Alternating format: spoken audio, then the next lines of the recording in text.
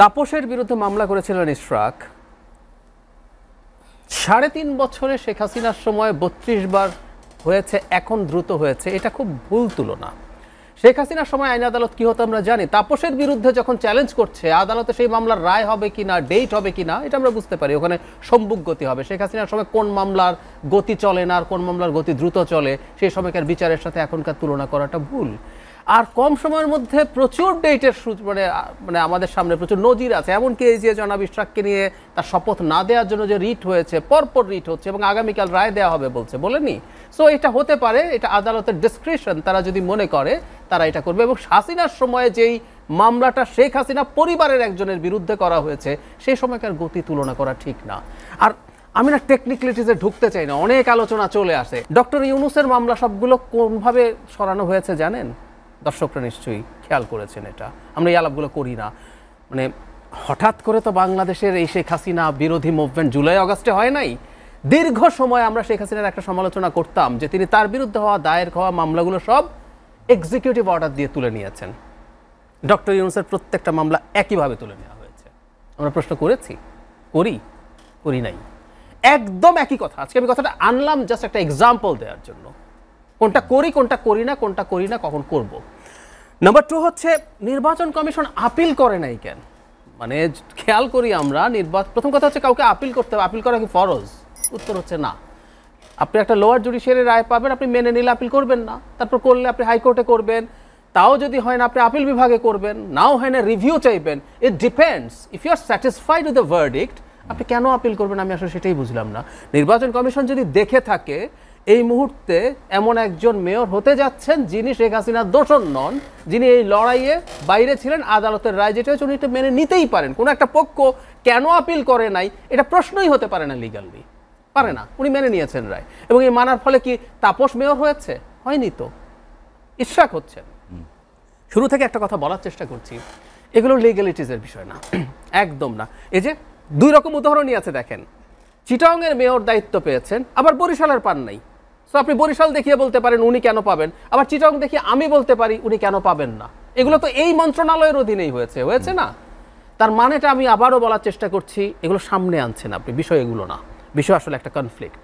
আমি মনে করি এনসিপির সাথে বিএনপির একটা সংঘাতময় পরিস্থিতি তৈরি হওয়ার প্রচেষ্টা শুরু হয়েছিল, এখন আস্তে আস্তে সেটা দাঁড়িয়ে গেছে। ধরো নির্বাচন কমিশন, তারা সংস্কারের বেশ কিছু জিনিস মানতে চায় না, এটা আমার কাছে খুবই অযৌক্তিক মনে হয়। বেশ কিছু চান না, তোরা না চাইলে কি আসে যায়? কেন বলছি? সংস্কারের 2টো দিক আছে। একটা হচ্ছে কিছু আইন দিয়ে চেঞ্জ করা যাবে, আর কিছু সংবিধান, আমার কমিশনের কথা বলছি, কিছু সংবিধান চেঞ্জ করতে হবে। তো সংবিধান তো এখন চেঞ্জ হবে না, আইন। এখন আইনও করা যাবে না কারণ পার্লামেন্ট নাই। তো সেই ক্ষেত্রে আমরা কি করি? অধ্যাদেশ জারি করি। ধরুন আরপিও, যে সংসদ সদস্য নির্বাচনের যেটা আছে, সেটার চেঞ্জ আছে, অর্ডিন্যান্স দিয়ে হয়ে যাবে।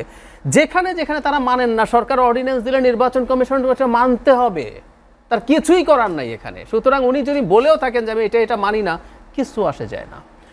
ওনাদের দল থেকে আরেকটা অভিযোগ করা হয়েছে যে 2022 সালে যে আইন, আমরা একটা আইন প্রপোজ করেছি, কিন্তু মজার ব্যাপার সেই আইনে এবার নির্বাচন কমিশন তৈরি হওয়া যেত না, কারণ আমাদের প্রপোজড আইনে সংসদ সদস্যদের ইনভলভমেন্ট আছে, এই মুহূর্তে কোনো পার্লামেন্ট নেই। সুতরাং ওটা দিয়ে সম্ভব ছিল না। আর একটা কথা এই জায়গায় একটু যোগ করে দেই, নির্বাচন কমিশন না সরলে নির্বাচন হবে না। শেখ হাসিনা এই কথাটাই বলতেন। শেখ হাসিনা বলতেন নির্বাচন তো আমি করি না, নির্বাচন করে নির্বাচন কমিশন, আমি একটা চমৎকার নির্বাচন কমিশন করে দেব, সুন্দর মতো নির্বাচন হবে, বলেছেন। এবং টেকনিক্যালি আমাদের কনস্টিটিউশনালি নির্বাচন কমিশন স্বাধীন কমিশন। আমরা কি বলতাম? আমরা বলতাম ফেরেশতা নির্বাচন কমিশন হলেও ভালো নির্বাচন হবে না যদি না সরকার ঠিক থাকে। বাংলাদেশে যদি ভালো নির্বাচন না হয় তার দায় ডক্টর ইউনূস সরকারের। আমরা কেন তত্ত্বাবধায়ক সরকারের জন্য এত ফাইট করতে গেলাম? আমাদের হাতে কি উদাহরণ আমরা এতবার দেই নাই? বিচারপতি রৌফ শাহাবুদ্দিনের অধীনে চমৎকার জেনারেল নির্বাচন করেছে, আর বিএনপি যখন ক্ষমতায় আসলো তখন একটা মাগুরা নির্বাচন উনি ঠিক মতো করতে পারে নাই, এই একই কমিশন। সো ফ্যাক্টর কোনোদিন নির্বাচন কমিশন না। তাহলে নির্বাচন কমিশন নিয়ে আলাপ কেন? কারণ ওনারা সরকারকে প্রশ্নের মধ্যে তুলবেন না। এই নির্বাচন কমিশন তো সরকার তৈরি করেছেন, ওনারা একটা প্রক্সি ফাইট করছেন বিএনপির সাথে। সেই ফাইটটা এখন এটা ভালো কি খারাপ ইজ এ ডিফারেন্ট ডিবেট। ওনারাও পলিটিক্যাল পার্টি, তারাও বিএনপির সাথে এখন যেহেতু তাদের প্রধানতম একটা কম্পিটিটর, তাদের সাথে তারা এটাই যাবেন। তারপরে তারা এখন উপদেষ্টার আলাপ তুলছেন। দেখেন আপনি 3 জন উপদেষ্টাকে বলছেন যে তারা বিএনপির সাথে অ্যালাইন্ড, আর ওনাদের দলের যিনি প্রধান, ধরুন জনাব নাহিদ ইসলাম, আচ্ছা উনি কি একদিন সকালে ওনার ঘুম থেকে উঠে মনে হলো আচ্ছা আমি এনসিপিতে জয়েন করব? না, উনি আগে থেকে এবং সাক্ষাৎকারও দিয়েছেন যে উনি এটা ভাবছেন, পত্রিকায় এসছে, এবং যেদিন উনি যাবেন রিজাইন করে যাবেন। তো একটা মানুষ সরকারে ছিলেন যিনি একটা দলের প্রধান হচ্ছেন। বিএনপিতে অন্তত এরকম কেউ নাই যে 3 জন বলতেছে যে আমরা বিএনপিতে জয়েন করতে পারি, আমরা আপাতত সরকারে আছি, যখন জয়েন করব তখন রিজাইন করব, তা তো না। ছাত্র উপদেষ্টা আরও 2 জন রয়ে গেছেন, তারাও জয়েন করতে পারবেন বলে বলা হচ্ছে, তারা সেই জায়গায় ঘোষিত মানুষ, আর এটার সাথে এটা তুলনা করা কি একই হচ্ছে? তো একদিন আমি খুব কনফার্ম না, ইয়েল বা কর্নেল ইউনিভার্সিটির এক লয়ার প্রফেসরকে একটা MSNBC বা কোনো একটা চ্যানেল এনেছে, আমি তার কথা শুনছিলাম। তো বলছি যে এখন কী করার আছে, মানে আমেরিকার তো ইনস্টিটিউট ভালো, সেপারেশন অফ পাওয়ার আছে, সুপ্রিম কোর্ট রায়ও দিয়েছে ট্রাম্পের বিরুদ্ধে, তো বলছে এখন কী করার আছে? তো উনি ফান করে বলেছেন আমাদের সুপ্রিম কোর্টের না একটা সেনাবাহিনী এবং পুলিশ লাগবে আলাদা, যদি কেউ এর আদেশ না মানে ওই সেনাবাহিনী গিয়ে সেটা মানাবে, মানে ট্রাম্পের এখন ঘাট ধরে মানাতে হবে। What I am trying to say, আমরা যারা মনে করছি কিছু ইনস্টিটিউট তৈরি করতে পারলে, কিছু আইন ভালো মতো লিখলে, কিছু সংবিধান লিখলে দেশ অসাধারণ ডেমোক্রেটিক হয়ে যায়, পৃথিবীতে এই আলোচনা বহু আগে শেষ। ট্রাম্প 3rd টার্ম ইলেকশন করতে পারবে বলে প্রথম মনে করছিল ফান, এবার সিরিয়াসলি বলছে এটা ওদের কনস্টিটিউশনাল রাইট। 2বারে বেশি কনস্টিটিউশনে লেখা আছে আপনি 2বারে বেশি করতে পারবেন না, উনি 3য়বার করবেন বলছেন তো, এবং অনেকে বলছে এখন তাকে কিভাবে ঠেকানো হবে। Nobody nose. কোর্টে গেলেন, কোর্ট রায় দিল তুমি পারবা না, ও দাঁড়িয়ে গেল। এগুলো ঘটছে আমাদের চারপাশে এখন, এগুলো ঘটছে।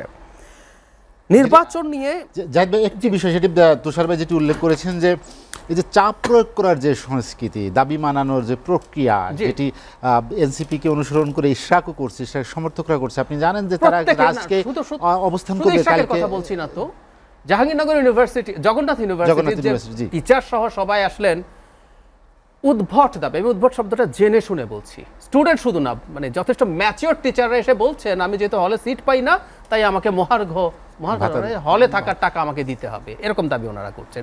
আমি যে বাজেট দেব সরকারকে ওইটা চোখ বন্ধ করে মেনে নিতে হবে। তো উনি দেখেছেন তো চাপে কাজ হয়, এটাই তো নিয়ম। আমি প্রায় বলি 100টা মাজার কেন ভাঙলো, কারণ দেখা গেলো ভাঙার পরে কিছু হয় না, 5টা 10টা 15টা 20টা হতে হতে 100টা ভেঙে গেছে, কারণ আপনি চাপ যদি দিতে পারেন সামহাউ আপনি অর্জন করতে পারেন, তাই হয়েছে। সুতরাং ইশরাক তো ওই দেখানো পথেই গেছে, বরং উনি একটু কম লাকি। আমি ধারণা করি ইশরাক যেতে চাইলে নিরাপত্তা বেষ্টনীটা ভাঙতে দেওয়া হতো না, ওইটার জন্য জনাব হাসনাত আবদুল্লাহ লাগবে। ওনাকে খেয়াল করি আমরা, একটা বেসিক কথা হচ্ছে আইন। আমরা খেয়াল করছি একটা প্রধান উপদেষ্টা যে প্রধান বা শেষ নিরাপত্তা বেষ্টনী, অথচ ওই এলাকায় মিছিল নিয়ে যাওয়া যাবে না, আপনার দাবি যত লজিক্যাল হোক না কেন। এই যে স্টেটের স্ট্রাকচার বলছেন তাসনুবা, স্ট্রাকচার বুঝতে হলে এভাবেই বুঝতে হবে। দুইবার নিষেধাজ্ঞা দিয়েছে, তাতে কাজ হয়নি। না একটু খেয়াল করি, না হবে না। আইন যখন হবে সেটা কোনো দাবিতেই, যত লজিক্যাল দাবি হোক না, কারণ এই দেশে 100% মানুষও যদি দাবি করে আওয়ামী লীগ নিষিদ্ধ হবে, হাসনাত আবদুল্লাহ ওই অঞ্চলে মিছিল নিষিদ্ধ, ওখানে মিছিল নিয়ে যাবেন না। আর নিরাপত্তা বেষ্টনীতে ভাঙার প্রশ্নই আসে না। যে অ্যানিমাল ফার্ম বলেছিল না, all animals are equal but some animals are more equal than others, Hasnat Abdullah তো মোর ইকুয়াল হয়ে গেলেন, এটা হবে না। অথচ ওনারাই কিন্তু সংস্কার এবং স্ট্রাকচারের কথা বলছেন। যে হাসনাত আবদুল্লাহ এই দলের এত গুরুত্বপূর্ণ নেতা, উনি এটা খেয়াল করেন নাই, বা এটুকু খেয়াল করার ম্যাচুরিটি তার নাই, উত্তেজনার বসে যে আমি সংস্কারের কথা বলি, আমি একটা গুরুত্বপূর্ণ আইন ভাঙছি, কোনো দাবিতে করা যাবে না, যে আইন সেই আইন কাজ করবে, এটাই নিয়ম, এভাবেই হওয়ার কথা ছিল। এখন যে ইশরাক সমর্থকরা 2 জন উপদেষ্টার পদত্যাগ চেয়ে বসলেন এবং দাবি আদায় না হওয়া পর্যন্ত তারা ঘুরে ফিরে একই কথা, রাজপথে দিয়ে তো দাবি আদায় করা যায়, চাপ প্রয়োগ করে যায়, আপনি মব তৈরি করুন বলুন, আন্দোলন বলুন, যে ভাষায় বলুন না কেন, এটা তো সরকার দেখিয়েছে। একটা কথা মনে রাখবেন, এক্সাম্পল আসলে তৈরি হয় যখনই আপনি কোনো একটা জায়গায় ওই এক্সাম্পলটা রাখতে থাকবেন, কোনো একটা জায়গায় হতে থাকবে, তখন এটা হবে, এটাই খুব স্বাভাবিক, এতে তো প্রবলেমের কিছু নাই, এটা তো হবেই।